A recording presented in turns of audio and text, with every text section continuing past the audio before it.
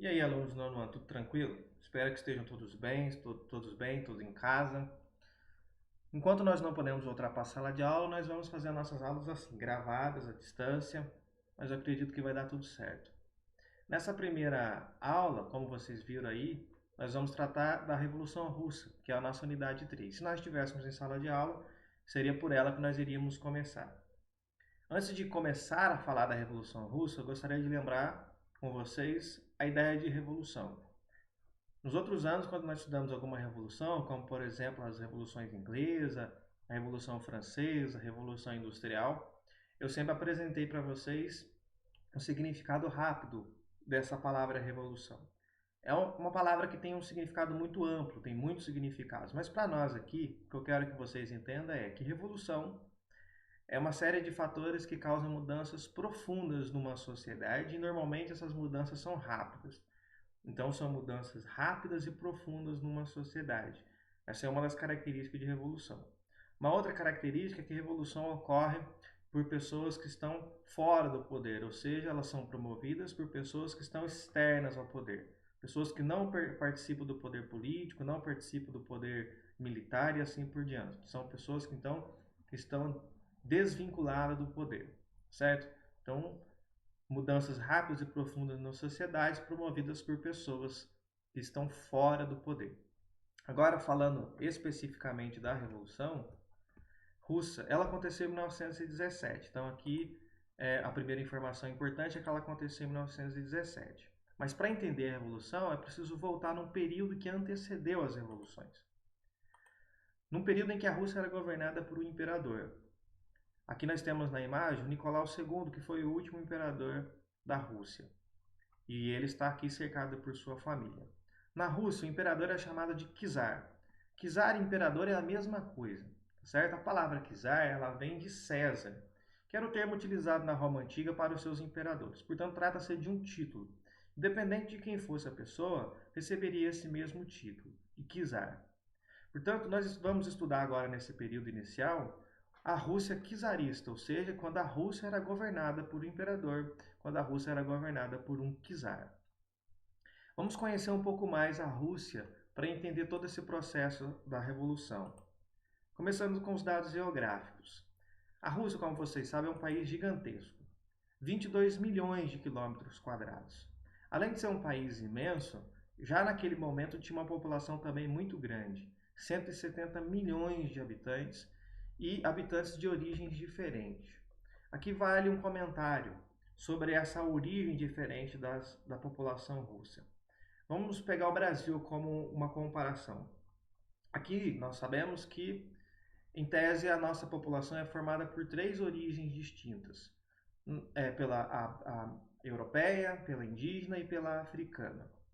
Se nós olharmos a cultura brasileira hoje, a sociedade brasileira hoje, é possível perceber a cultura europeia, indígena e africana na nossa cultura. Portanto, ela está bastante presente. No caso da Rússia, havia vários grupos, várias origens diferentes.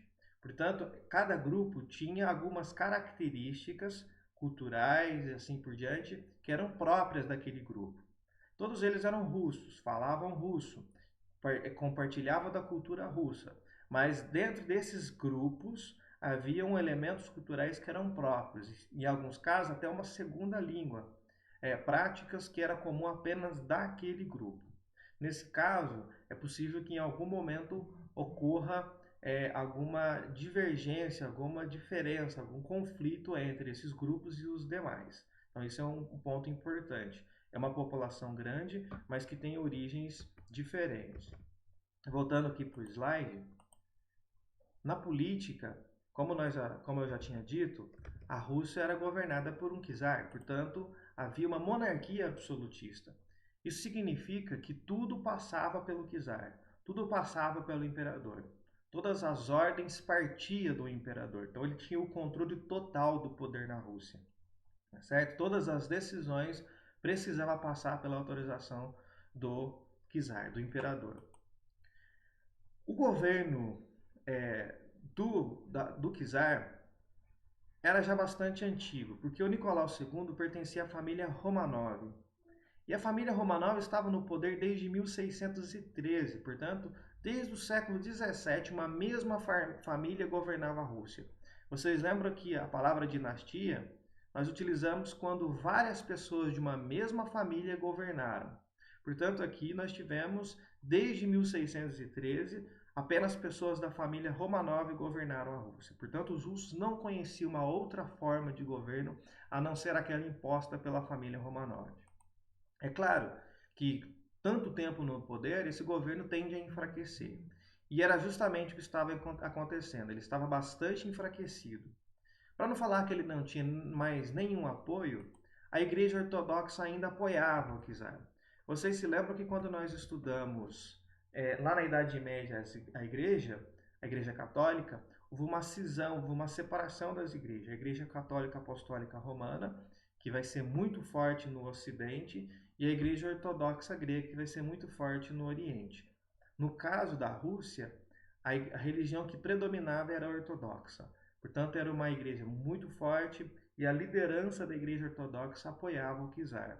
Então, esse é um ponto importante também. Partindo para a economia russa era basicamente agrária. Então, a maior parte da sua riqueza vinha do campo.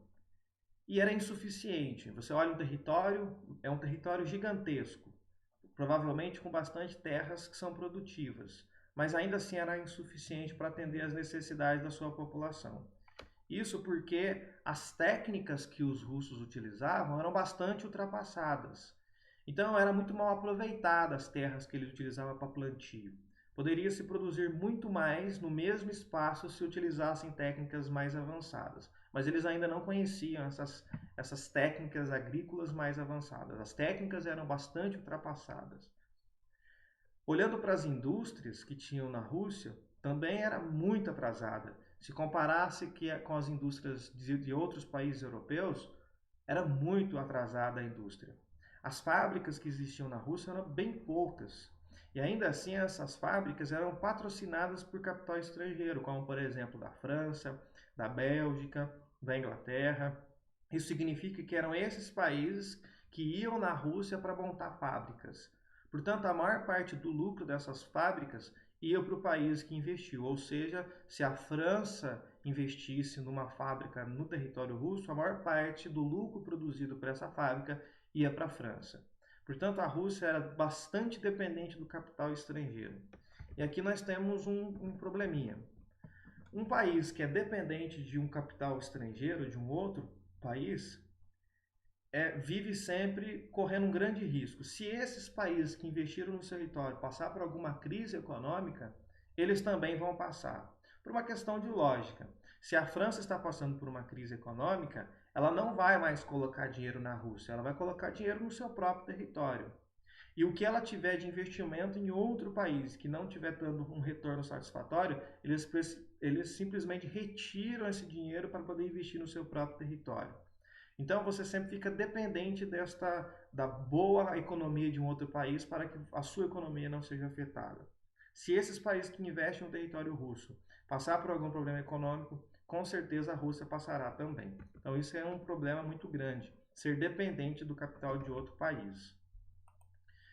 Na parte social, situação extremamente complicada. A maior parte da população russa era de camponeses.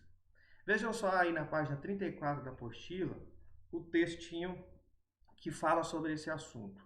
Vamos acompanhar aqui. O depauperamento do solo, ou seja, o desgaste do solo, e apesar da carga de tributos, impostos, que oprimiam os camponeses, eram tais que, mesmo nas mais férteis regiões, a fome se tornara crônica. Veja, nas partes mais férteis do território russo havia muita fome. Agora vocês imaginam na parte do território em que as terras não eram tão produtivas assim, que as terras não eram tão férteis. E isso é um problema geográfico da Rússia, é um país gigantesco, mas nem todas as regiões russas são produtivas, são boas para plantio. Agravando a situação, entre 1891 e 1914, o chamado celeiro da Europa teve 12 colheitas ruins. O que significa esse celeiro da Europa? É que parte da produção agrícola que saía da Rússia era para atender outros países da Europa, ou seja, eles vendiam para outros países da Europa o alimento que era produzido na Rússia. Portanto, essas 12 colheitas ruins não afetou apenas a Rússia, mas afetou outros países que compravam alimentos que eram produzidos no território russo. As aldeias se encontravam famintas. Os trabalhadores urbanos suportavam uma cruel miséria. Então, o problema não era só no campo. Os trabalhadores urbanos, aqueles que trabalhavam nas fábricas, nas cidades, nas oficinas das cidades, também estavam numa miséria muito grande. Porque lá na cidade, esses trabalhadores estavam com uma jornada de trabalho que eram extenuantes e os salários e as condições materiais em geral eram degradantes. Longa jornada de trabalho, baixo salário e assim por diante. Esse jovem proletariado era privado dos mais elementares direitos civis. As greves e os sindicatos eram ilegais. As sociedades de auxílio mútuos, quando existiam, eram retiradas de controle dos trabalhadores ou controladas pela polícia secreta ucrana. E qualquer reivindicação trabalhista era visto como uma transgressão da lei. Veja só, quando nós estudamos a Revolução Industrial, vocês se lembram que demorou muito tempo os trabalhadores dessas fábricas conseguir alguns direitos. A situação era sempre miserável nas fábricas. Trabalhavam uma jornada de trabalho gigantesca por um baixo salário. Vocês se lembram? Eles aceitavam porque não tinha outra opção. Era melhor o pouco do que nada. Então se sujeitava a essa situação degradante nas fábricas. Mas uma coisa que os trabalhadores, na Europa pelo menos, conseguiram encontrar como uma solução para resolver esse problema, é eles se juntarem, formarem sindicatos, e quando eles se uniam em sindicatos, eles conseguiam então agir de forma que chamasse a atenção do seu patrão para negociar ali aquilo que eles precisavam. Faziam greves, manifestações e assim por diante. E funcionou em muitos lugares da Europa. Só que na Rússia, formar sindicato era ilegal. Ou seja, os trabalhadores viviam nessa situação miserável e não podiam se organizar em sindicatos. Às vezes surgiam algumas comunidades de auxílio mútuo em que quem pertencia ao grupo, um ajudava o outro, mas quando isso acontecia, normalmente era retirada a liderança da mão dos trabalhadores. Então era uma pessoa ligada ao governo, alguém que era dono de fábrica, que controlava essas comunidades de forma que os trabalhadores, no final das contas, não conseguiam agir de fato. Ou seja, a situação era muito ruim e eles não conseguiam agir para poder melhorar toda a sua situação. Não tinham recurso, mecanismo para isso, porque os poucos mecanismos que existiam era proibido pelo governo russo. Então era uma situação bastante complicada. Lá no final do século XIX, veja, a Revolução vai acontecer em 1917, mas ela é consequência de uma série de problemas que ocorreram antes e já vinha desde o final do século XIX. Por exemplo, na política havia uma instabilidade muito grande, por conta de todos esses problemas sociais que havia na Rússia, gerava uma instabilidade na política. A insatisfação popular chegou a ficar num ponto tão grave por conta da miséria que em 1881 chegaram a assassinar um czar, assassinar um imperador, o Alexandre II. Portanto, a população percebia, já tinha consciência que o imperador ele tinha o papel de resolver os problemas da população. O imperador ele representa o Estado, e um dos papéis do Estado é resolver os problemas da sua população. Se o imperador está ali como representante do Estado, ele é o responsável em resolver os problemas da sua população. Mas eles não conseguiam fazer isso. Então vejam só, entre 1890 e 1914, tivemos péssimas colheitas na Rússia, como nós vimos no texto anterior. A consequência, é claro, é fome, é falta de alimentos. Portanto, a insatisfação aumenta ainda mais. Relembrando de novo que nas cidades, por conta dos baixos salários e as longas jornadas de trabalho, também fazia com que os trabalhadores urbanos estivessem numa péssima condição. E eles faziam revoltas, faziam rebeliões. Veja, o fato de ser proibido fazer greve, fazer alguma manifestação, não significa que elas não ocorriam. Elas ocorriam. Como que o governo reagia a essas rebeliões? Focava em tentar abafar essas revoltas, essas rebeliões, suprimir essas rebeliões. E normalmente se utilizavam da força militar para isso, utilizavam-se da violência para isso. Portanto, o governo ignorava as causas dos problemas. Se a rebelião era por conta, por exemplo, do campo da miséria ou da cidade por conta das condições de trabalho, para acabar com as rebeliões, poderia então resolver atender às reivindicações dos trabalhadores, melhorar a vida deles, porque é claro que as rebeliões acabariam também. Mas não, isso para eles era o mais difícil a ser feito. Para eles, o mais fácil era colocar a tropa em cima e agir com violência contra a população para trabalhar em cima do medo. E aí que vem um ponto importantíssimo. Vejam só, nós estudamos no final do ano passado as ideologias do século XIX. Entre várias ideologias que surgiram no final do século XIX, uma delas é o socialismo. O socialismo tem várias características. Se vocês não se lembram, retomem lá as unidades do ano passado que tratava desse assunto. Uma das características do socialismo é que ela pregava a distribuição igualitária dos bens. Veja, numa população miserável em que falta o mínimo para a sua sobrevivência, falta alimento, que é o básico para a sua sobrevivência, uma ideia que prega a distribuição igualitária dos bens, ela é bastante atrativa. Nesse sentido, a Rússia vai se tornar o local propício para a propagação do socialismo. Se tem um lugar em que o socialismo cairá bem em termos de a população ou aceitar com bom grado essas ideias, vai ser a Rússia, por conta da situação miserável que a sua população encontrava. E é basicamente isso que vai acontecer. As ideias socialistas vão ser muito bem vistas no território russo. Uma população grande, da maioria dela camponesa ou trabalhadores urbanos, e que não tinham o mínimo para sua sobrevivência. Quando vem uma ideia de distribuição igualitária dos bens, ela vai ser uma ideia que vai ser muito bem vista por essa população.